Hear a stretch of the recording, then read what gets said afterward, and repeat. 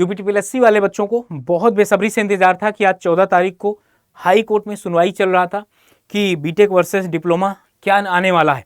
और कई दिन से क्या हो रहा था, इसके पहले भी केस का जो अपडेट था ना, वो बार बार आपकी डेट शिफ्ट हो रही थी, आगे बढ़ रही थी। तो ये कयास लगाए जा रहे थे कि आज इसका शायद कुछ निर्णय आ जाए, फाइनल निर्णय, या ये भी कहा जा सकता था कि भाई जो इसका ऑर्डर है वो रिजर्व कर लिया जाए। लेकिन अभी तक ऐसा कुछ भी नहीं हुआ। मैं बताऊं, अभी शाम हो चुके हैं और कोर्ट का सेशन भी एंड हो चुका है। आज इस पर कोई भी सुनवाई नहीं हुई है। तो स्टार्टिंग से लेकर लास्ट तक बने रहिएगा, एक पॉइंट पर डिस्कस करते हैं हम लोग।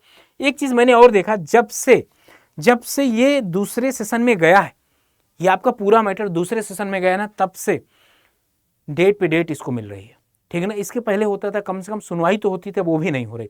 लेकिन एक चीज़ मैं बता दूं, क्योंकि अभी सुप्रीम कोर्ट का आपने वर्डिक्ट पढ़ा था कि डिप्लोमा ही एलिजिबल है जेई के लिए, तो कोई डरने वाली बात है ही नहीं। समझ गए ना, कोई डरने वाली बात है ही नहीं। इसका आज नहीं तो कल, कल नहीं तो परसों, जब भी इसका सुनवाई होगी, फाइनल हियरिंग होगी, उसमें डिप्लोमा की ही 99% जीत होगी, ठीक है ना। यहाँ पर अगर देखा जाए अगली डेट कब है सर, तो यहाँ पर इनकी अगली डेट है सर, अगली डेट आपकी 21 नवंबर को।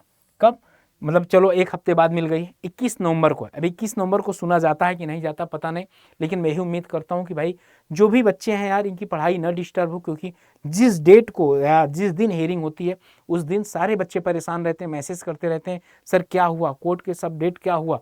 तो आप लोग भी परेशान रहते हैं, कहीं ना कहीं आपकी भी पढ़ाई डिस्टर्ब होती है। तो यार ये एक चीज़ और आपको पता है, 31 मई 2024 को ये केट फर्स्ट हियरिंग हुआ था। बताओ, 1.5 साल होने को, और अभी तक इसका फाइनल ही नहीं आ पाया। तो ये हमारे देश का सिस्टम है यार, और बच्चे परेशान हैं। बच्चे क्या परेशान हैं एकदम, भाई उनका भी परेशानी जायज़ है यार, भाई जो करना करो यार। क्योंकि अभी सुप्रीम कोर्ट का भी क्या निर्णय है कि जेई में डिप्लोमा ही एप्लीकेबल है, 2019 वाला केस। तो अब इसमें भी आप ये समझ लीजिए वही रहेगा, समझ गए ना। तो अब आपको पढ़ाई करना बेहतरीन तरीके से, जितने तरीके से पढ़ सकते हैं। मैं बताऊं, 21 नवंबर को डेट लगी है, और अभी एक दो कोर्ट केस में होगा नहीं। अगर ये कि 21 नवंबर को लगा है तो इसके पहले एक दो सुनवाई होगा, फिर ऑर्डर रिजर्व होगा, फिर जो सुप्रीम कोर्ट वाला है वो भी पॉइंट रखा जाएगा। तो क्योंकि उससे क्या हो गया, बहुत ये जो कोर्ट केस है ना डिप्लोमा की तरफ चला गया, ठीक। तो अब जीत पक्की है, बस उस पक्की को कहीं ना कहीं आपको सिलेक्शन में कन्वर्ट करना है। मैं बताऊं, नवंबर दिसंबर, अगर यहाँ पर एग्ज़ाम की भी थोड़ा सा डिस्कस कर लिया जाए, तो एग्ज़ाम की अगर देखिए नवंबर में, अब ठीक है नवंबर तो चला ही गया, पहले ये था नवंबर में क्लियर हो जाएगा, चला गया। अब आपको लगता होगा दिसंबर में, हाँ, लेकिन दिसंबर में ठंडी वगैरह की छुट्टी भी हो जाती है। तो अगर मान लिया जाए दिसंबर या जनवरी में भी अगर कोर्ट केस आपका क्लियर होता है, तो आपका 1 फेब तक तो पूरा हो ही गया।